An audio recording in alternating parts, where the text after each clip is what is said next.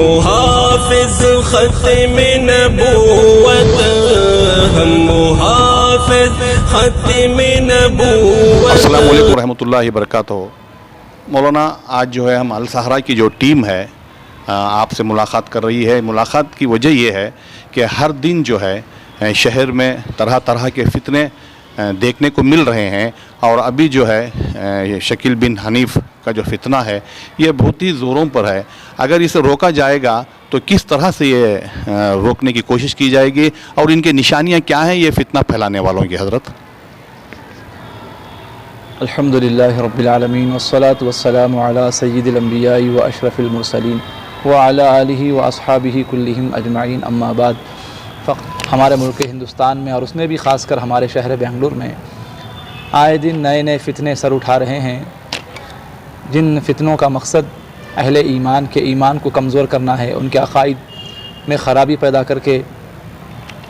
انہیں ہر اعتبار سے پیچھے کر دینا ہے، چاہے وہ دنیاوی اعتبار ہو یا اخروی اعتبار ہو۔ ان فتنوں میں سے ایک بہت بڑا فتنہ جو آج ہمارے شہر بنگلور میں سر اٹھا رہا ہے وہ یہ ہے کہ کچھ باطل فرقے جن کی پیداوار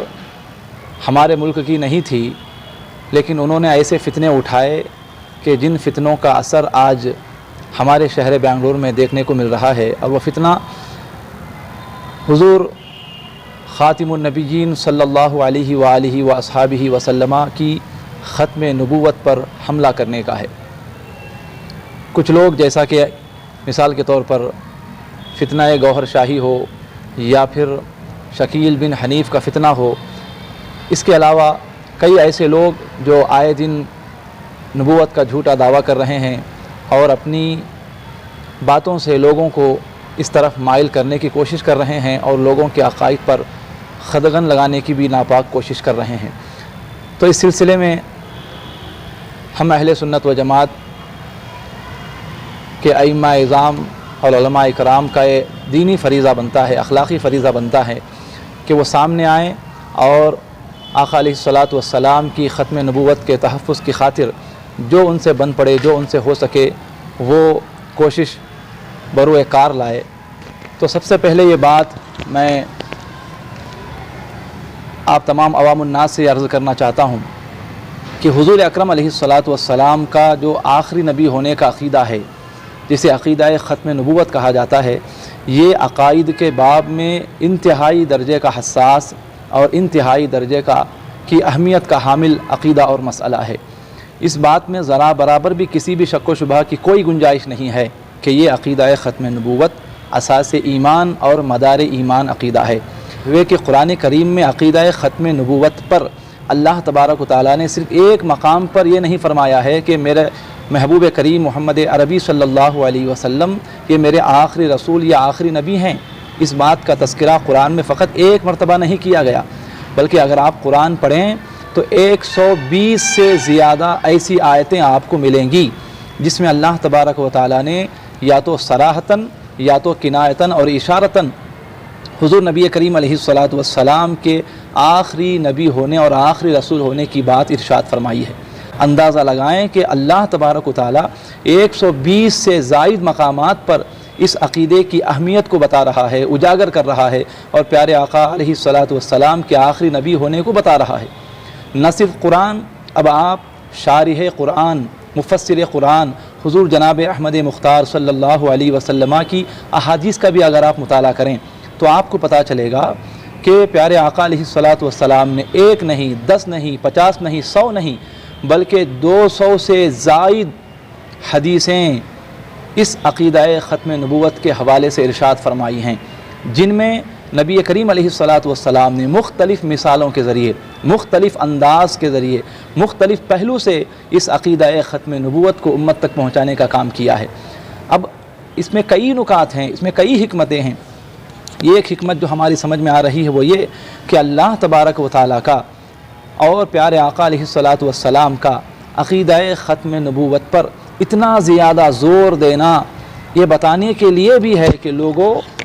ایک دور ایسا آئے گا اور اس دور میں ایسے لوگ ضرور پیدا ہوں گے جو اس عقیدے کے خلاف عقیدہ بیان کریں گے، اور لوگوں کو غلط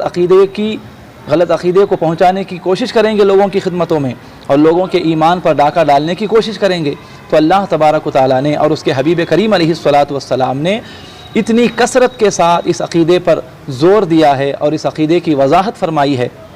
تاکہ امت ہر اعتبار سے جاگرک ہو جائے، ہر اعتبار سے امت اس بات کو لے کر اپنے دلوں میں پتھر کی لکیر کی طرح یہ عقیدہ بٹھانے میں کامیاب ہو جائے کہ قیامت آ تو سکتی ہے لیکن قیامت تک کوئی بھی پیغمبر حضور علیہ الصلاۃ والسلام کے بعد آ ہی نہیں سکتا۔ اب اللہ رب العزت بیان فرما رہا ہے کہ محمد صلی اللہ علیہ وسلم تم مردوں میں سے کسی کے باپ نہیں ہیں، ولیکن رسول اللہ، لیکن وہ اللہ کے رسول ہیں، وہ خاتم النبیین، اور نبیوں میں سب سے آخری نبی ہیں۔ تو اب آپ دیکھیں کہ اللہ تبارک و تعالیٰ خود صراحت کے ساتھ، وضاحت کے ساتھ، بغیر کسی پوشیدگی کے، بغیر کسی شک و شبہ کے، بغیر کسی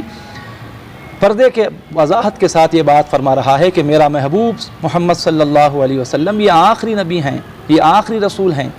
تو جب اللہ تبارک و تعالیٰ نے خود بیان فرما دیا کہ میرا محبوب آخری نبی ہے، اب اگر کوئی آ کر یہ کہے کہ میں بھی نبی ہوں، میں بھی رسول ہوں، تو یقین مانے کہ وہ جھوٹ بولنے والا ہے، کیونکہ اگر کسی کے دعوی نبوت کے بعد اگر کوئی شخص اسے نبی مان لیتا ہے تو کسی غیر نبی کو نبی ماننا، یعنی حضور کے بعد کسی کو نبی ماننا، کسی کو رسول ماننا، یہ خدا کو جھوٹا بتلانے کی دلیل ہے، کیونکہ اللہ نے یہ بات بیان فرما دی کہ میرے محبوب کے بعد اب کوئی نبی نہیں آ سکتا قیامت تک۔ تو اگر کوئی نبوت کا دعویٰ کرتا ہے اور اس نبوت کے دعوے کو کوئی آدمی اپنی کم علمی کی وجہ سے مان لیتا ہے تو گویا وہ یہ بتانے والا ہو جاتا ہے کہ اللہ نے جھوٹ کہا ہے۔ حضور علیہ الصلاۃ والسلام کو آخری نبی اگر کوئی نہیں مانتا اور حضور کے بعد کسی نبی کے آنے کو ممکن اگر کوئی مانتا ہے تو گویا وہ حضور اکرم علیہ الصلاۃ والسلام کو بھی جھوٹا بتلانے والا ہو گیا۔ تو عزیزان گرامی، کہنے کے لیے باتیں بہت ہیں، لیکن آخری میسج یہی ہے کہ آپ لوگ اپنے عقیدے کی فکر کریں، اپنے ایمان کی فکر کریں، ایسے جعلی جھوٹے دعوے داران نبوت کے جھانسے میں نہ آئیں، اگرچہ وہ آپ کو مال کا یا دولت کا یا کسی بھی طرح کی سہولت دینے کا اگر آپ سے وہ وعدہ کرتے ہیں اور وہ سہولتیں فراہم بھی کرتے ہیں، تب بھی ان دنیاوی اور مادی چیزوں کے چکر میں آ کر اپنے عقیدے کو اور اپنی آخرت کو تباہ و برباد نہ ہونے دیں۔ خدارہ ہوش کے ناخن لیں، اللہ اور اللہ کے رسول کی جانب سے بتائے ہوئے اس عقیدہ ختم نبوت کو ضروری سمجھیں اور اسی عقیدے پر قائم و دائم رہتے ہوئے دنیا سے جانا آپ پسند فرمائیں، اسی میں آپ کے لیے دارین کی بھلائی اور سعادت پنہا اور پوشیدہ ہے۔ الحمدللہ، اور آخر میں یہ بات عرض کرنا چاہتا ہوں کہ السہارا نیوز والوں نے جو یہ بیڑا اپنے سر اٹھایا ہے، الحمدللہ کہ آج ان فتنوں کے تعلق سے لوگوں میں بیداری پیدا کرنے کے لیے یہ لوگ الحمدللہ آگے آئے ہیں، اور ان کا یہ پلان ہے کہ جو علماء اکرام مساجد میں کام کر رہے ہیں اور خدمت دین کے فرائض سر انجام دے رہے ہیں، ان سے رابطہ کر کے ان لوگوں سے اس تعلق سے، اس مسئلے اور اس فتنے کے تعلق سے باتیں لے کر عوام الناس تک پہنچانے کی کوشش کرنے کا انہوں نے بیڑا سر اٹھایا ہے۔ بس یہ ایسی کوشش ہے کہ الحمدللہ اگر اللہ رب العزت کی بارگاہ میں یہ کوشش قبول ہو گئی تو یہ ان کے لیے بھی اور تمام دیگر مسلمانوں کے لیے بھی یہ معاملہ ذریعہ نجات کا ہو سکتا ہے۔ اللہ کی بارگاہ میں دعا ہے کہ مولا تعالیٰ ان کی کوششوں کو اپنی بارگاہ میں قبول فرمائے اور ہر مسلمان کو ہر طرح کی بد اعتقادی سے محفوظ و مامون فرمائے۔ اس حوالے سے میں فقط ایک بات عرض کرنا چاہتا ہوں کہ اب میں نے شروع میں کہا کہ یہ عقیدہ کسی کا ذاتی یا کسی کے مسلک کا عقیدہ نہیں ہے، بلکہ یہ دین اسلام کا عقیدہ ہے، آقا علیہ الصلاۃ والسلام کی ذات گرامی وقار سے تعلق رکھنے والا عقیدہ ہے۔ لہٰذا میرے ادنا سی، میں ایک علماء اکرام کا ادنا سا خادم ہونے کی حیثیت سے یہی بات کہنا مناسب سمجھ رہا ہوں کہ اس معاملے میں سارے مسالک اور سارے مکتبہ فکر کے علماء کو آگے آنا چاہیے اور ایک پلیٹ فارم پر جمع ہو کر عوام الناس کو میسیج دینا چاہیے کہ ہمارے جو مسلکی اور مشربی اختلافات ہیں وہ تو اپنی جگہ پر ہیں، لیکن جب بات ذات مصطفیٰ کی ہو، بات جب ناموس مصطفیٰ صلی اللہ علیہ وسلم کی ہو، تو ہم سب ایک جٹ ہو کر ایک صف میں کھڑے ہو کر ہر آنے والے فتنے کا اور آقا علیہ السلام کی ذات کی طرف اٹھنے والی ہر انگلی کا منہ توڑ جواب دینے کو تیار ہے۔ یہ پیغام ہر پلیٹ فارم سے تمام مسالک اور تمام مکاتب فکر کے علماء کو جمع ہو کر عوام الناس کو دینا چاہیے۔ بہت بہت شکریہ مولانا، آپ جو ہے السہارا نیوز میں جو ہے آپ نے اپنا قیمتی وقت دے کر جو ہے کچھ بہترین سے باتیں سنائیں۔ ناظرین، آپ نے دیکھا حضرت محمد ربانی رضا صاحب، خطیب و امام بارلنگ سنی مسجد، بارلنگی مسجد میسر روڈ کے امام صاحب نے ہمیں کا میں تہ دل سے ان کا شکریہ ادا کرتا ہوں، اور ناظرین سے یہی کہوں گا کہ آپ جو ہے اس ویڈیو کو نظر انداز نہ کریں، اس ویڈیو کو پوری دیکھیں۔ البتہ یہ ویڈیو جو ہے تھوڑی لمبی رہے گی، آپ جو ہے فلمی ہو یا کرکٹ کا ہو، دوسرے تمام ویڈیوز جو ہیں پوری ویڈیو دیکھتے ہیں اور دوستوں تک پہنچاتے ہیں۔ میری یہی گزارش ہے، اس ویڈیو کو جو ہے، اس بیان کو، حضرت والا کے بیان کو جو ہے پوری سنیں، تاکہ جو ہے آنے والے اس فتنوں سے ہمیں بچ سکیں، اور اس ویڈیو کو جو ہے دوسروں تک پہنچانے کی پوری کوشش کریں۔ السلام علیکم۔